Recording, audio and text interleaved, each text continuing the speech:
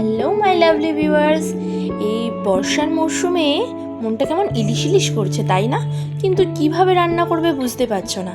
আরে বাবা, তাতে কি, আমি নিশা, আমি আবারও নিয়ে চলে এসেছি একটা দুর্দান্ত এক্সক্লুসিভ রান্না, খুব সহজ পদ্ধতিতে, কোনো হ্যাপা ছাড়া। তো নিশা রান্না করবে, সেটা হ্যাপা ছাড়া হবে, সেটাই তো স্বাভাবিক, তাই না?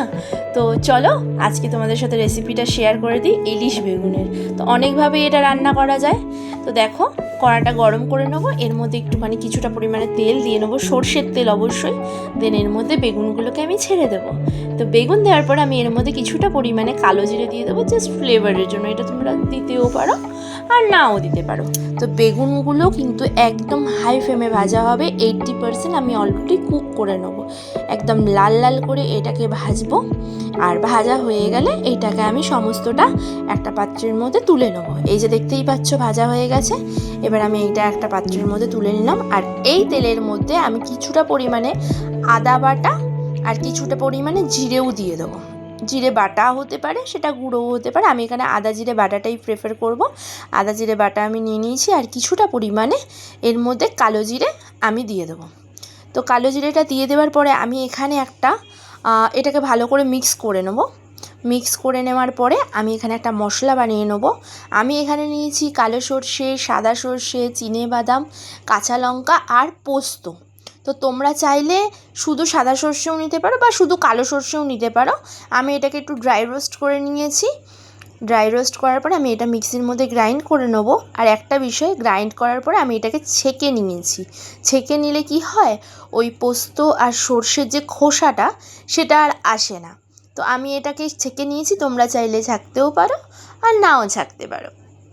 তো আর বেশি কিছু ঝামেলা নেই। এইটাকে আমি ভালো মতো নেড়ে নিয়ে একটু ভালো মতো কষিয়ে নেবো, কেননা মাছটা যেহেতু আমি কাঁচা রান্না করব, তো এখনই যা মশলা কষানোর আমি কষিয়ে নেবো। মাছটা দেওয়ার পরে আমি আর বেশি নাড়াচাড়া করব না। তো কথা বলতে বলতে এর মধ্যে আমি আরও কিছু মশলা দিয়ে দেবো, যেমন ধরো জিরে গুঁড়ো, হলুদ গুঁড়ো আর বেশ কিছু কাঁচা লঙ্কা, কারণ আমি মশলাটার মধ্যে কাঁচা লঙ্কা একটা দিয়েছি। তো আমি এখন এটা দিয়ে নিয়ে মাছগুলো দিয়ে দেবো। এই যে দেখতেই পাচ্ছ আমার মাছগুলো দিয়ে আমি জাস্ট একবার নেড়ে দিয়েছি।